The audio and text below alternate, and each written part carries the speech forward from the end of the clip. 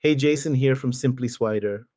So if your Electrolux dishwasher is showing error codes and you're not sure what they mean, don't worry. In this video, I'm going to show you exactly how to diagnose and fix the most common ones. Good news is that most of these codes are telling you exactly what's wrong, and a lot of them you can fix yourself without spending hundreds on a service call. Before we get started, if you run into any questions, jump into our Facebook group. Links in the description. We've got thousands of people helping each other fix their appliances, and I pop in there daily to help out.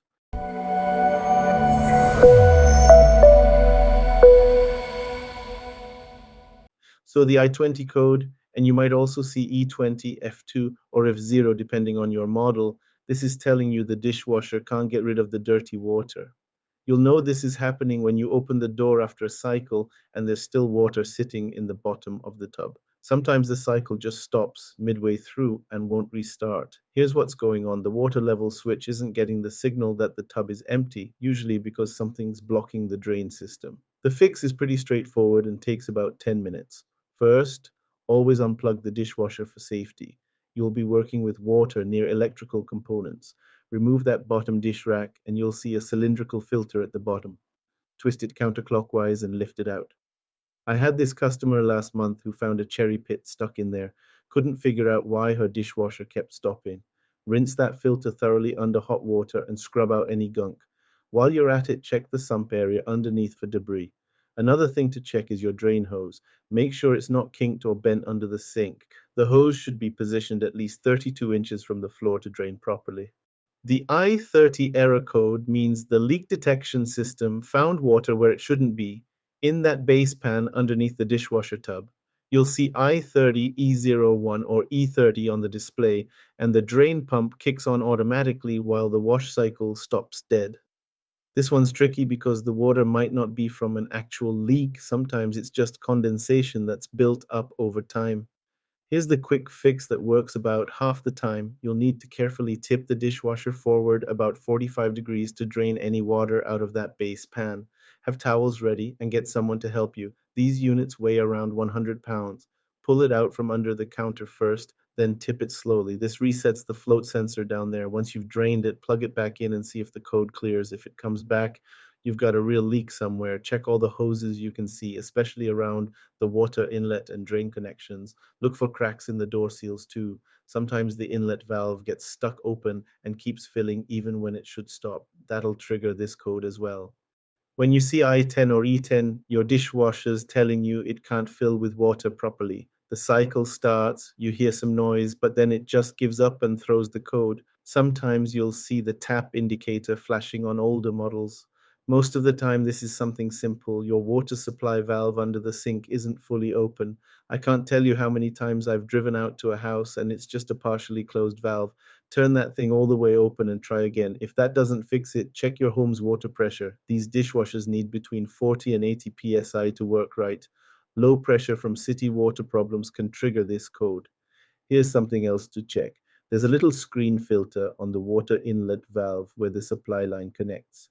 That thing gets clogged with mineral deposits and crud from your water supply.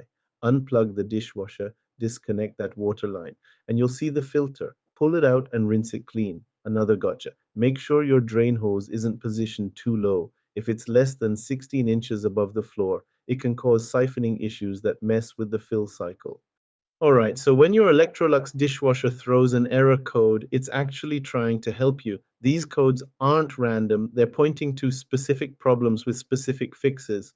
I'm going to walk you through the three most common error codes I see on these units, starting with the drainage issues that make up probably 70% of the calls I get. Then we'll tackle the leak detection problems and water fill issues. Each one has its own symptoms and its own solution. The drain pump is what pushes all that dirty water out during the drain cycle.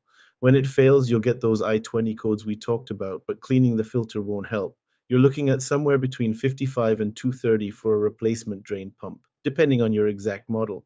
You can find them at appliance parts stores or online retailers. Now, here's the thing.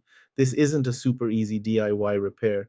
The pump's down in the sump area and you'll need to do some disassembly to get to it. If you're handy with tools and comfortable working inside appliances, it's doable.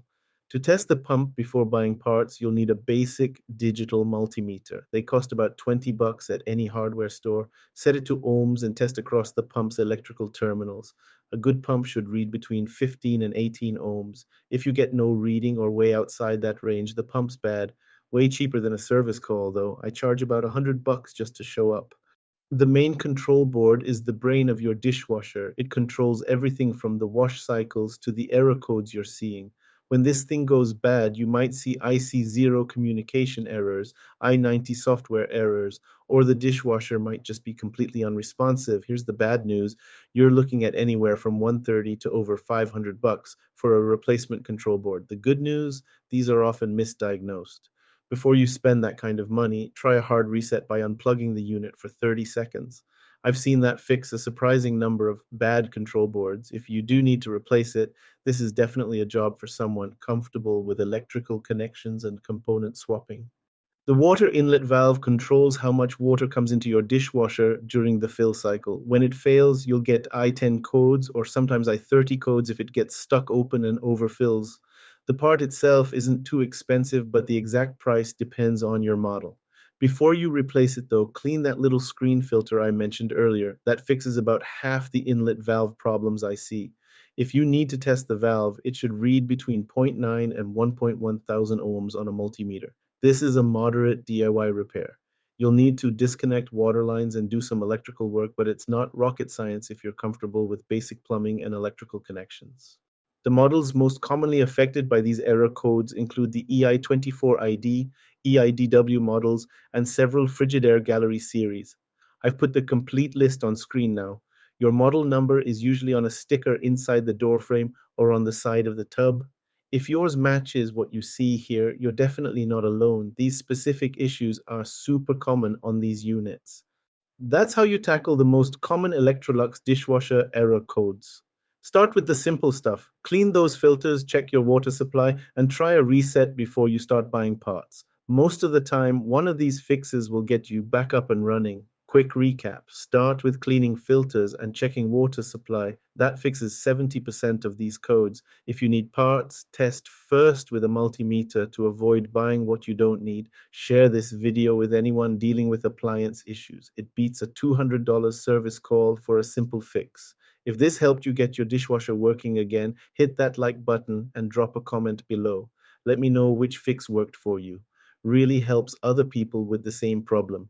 And if you haven't already, please subscribe to the channel. We'll get this out to more folks who need to save some time and money. Thanks for watching, and I hope you guys have a great day.